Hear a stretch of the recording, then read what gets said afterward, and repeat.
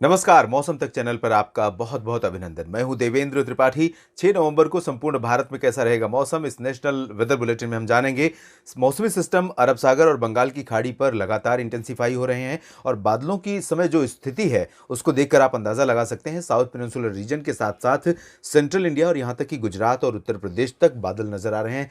राष्ट्रीय राजधानी दिल्ली तक भी मॉइस्चर पहुंचा है इसी लो प्रेशर सिस्टम के कारण, जो कि वेल मार्क लो प्रेशर बन गया है और आने वाले 24 से 48 घंटों में इसके और अधिक प्रभावी होकर डिप्रेशन या उसके बाद डीप डिप्रेशन बनने की संभावना भी है।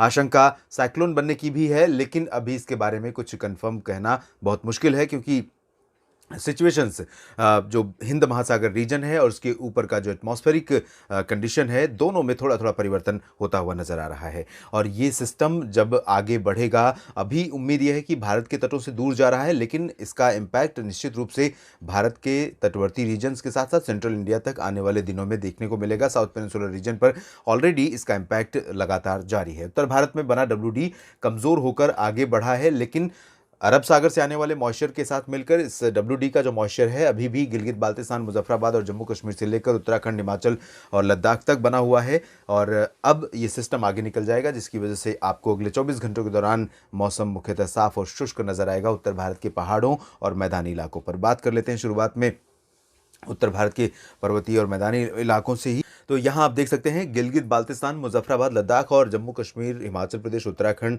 पंजाब, हरियाणा, दिल्ली, वेस्ट यूपी, राजस्थान के उत्तरी और दक्षिणी इलाकों में मेनली ड्राई वेदर रहेगा। वेदर मॉडल की अगर माने तो कुछ बादल जरूर आ सकते हैं।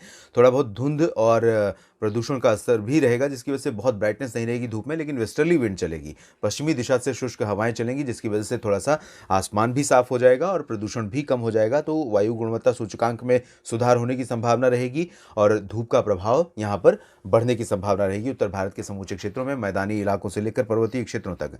इधर पूर्व की तरफ चलें तो यहाँ पर भी नो वेदर एक्टिविटी होगी और नो वेदर जोन होगा, यानी कि कोई विशेष एक्टिविटी यहाँ पर संभावित नहीं है। और यहाँ आप देख सकते हैं पूर्वी उत्तर प्रदेश के साथ साथ बिहार, झारखंड, पश्चिम बंगाल और समूचा पूर्वोत्तर राज्य का क्षेत्र वेदर फ्री जोन होगा अगले 24 घंटों के दौरान। इन भागों में कोई ना तो बारिश होने की संभावना है, आंशिक बादल जरूर यहाँ पर NMMT यानी नागालैंड, मणिपुर, मिजोरम, त्रिपुरा और मेघालय में कुछ स्थानों पर दिखाई दे सकते हैं। सेंट्रल इंडिया की तरफ चलें तो ओडिशा, छत्तीसगढ़ के दक्षिणी भागों और महाराष्ट्र के विदर्भ तथा जो मराठवाड़ा का दक्षिणी हिस्सा, इन भागों पर जो बादल दिखाई दे रहे थे, मौसमी सिस्टम के आगे जाने की वजह से मॉइस्चर उसके साथ साथ आगे निकल गया है, जिसकी वजह से यहाँ पर एक्टिविटी थोड़ा सा कम होती हुई नजर आ रही है।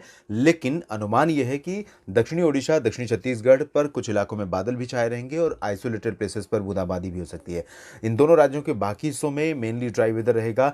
इसी तरह से मध्य प्रदेश और गुजरात के सभी भागों पर और महाराष्ट्र के अधिकांश इलाकों पर ड्राई वेदर की एक्सपेक्टेशन है, विदर्भ से लेकर मराठवाड़ा और मध्य महाराष्ट्र तथा गुजरात के सभी क्षेत्रों पर। लेकिन जो मौसमी system well mark low pressure है, अगर ये वेस्टर्ली और नॉर्थ वेस्टर्ली डायरेक्शन में आगे बढ़ता रहेगा, तब भी गुजरात के ऊपर बादल देगा आज की तरह ही, और महाराष्ट्र तथा मध्य प्रदेश के अधिकांश इलाकों पर बादल देगा। लेकिन बारिश की जो संभावना रहेगी मध्य महाराष्ट्र के पश्चिमी हिस्सों में और कोंकण गोवा में रहेगी। सौराष्ट्र के कुछ इलाकों में और सूरत, वलसाड़, नवसारी में भी कहीं कहीं पर बारिश हो सकती है। गुजरात के बाकी हिस्सों में मौसम मुख्यतः साफ और शुष्क रहेगा। मध्य प्रदेश में भोपाल, उज्जैन, इंदौर, बैतूल, होशंगाबाद, छिंदवाड़ा, इन सभी भागों में बादल जरूर छा सकते हैं, लेकिन बारिश की संभावना यहाँ पर नहीं रहेगी। दक्षिण भारत के पहले हम बात करेंगे गोवा के मौसम की। तो गोवा में बारिश काफ़ी ज़्यादा हो सकती है, तेज़ हवाओं के साथ, लाइटनिंग और थंडरस्टॉर्म के साथ। इसी तरह से बारिश की संभावना हमें लग रही है आंध्र प्रदेश के तटवर्ती रीजन्स में और साथ ही साथ तटीय कर्नाटक में, केरल, तमिलनाडु में।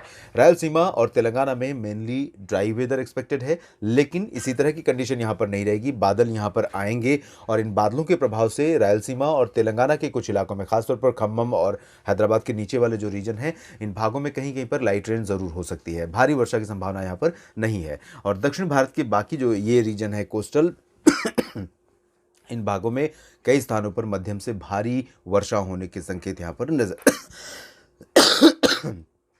माफ़ कीजिएगा, ये हवाओं में घुला प्रदूषण, उसका असर भी है। कई बार प्रदूषण बढ़ने के कारण भी इस तरह की जो समस्याएं होती खांसी की, ये थोड़ा सा बढ़ सकती हैं। तो यही वजह हो सकती है इस समय।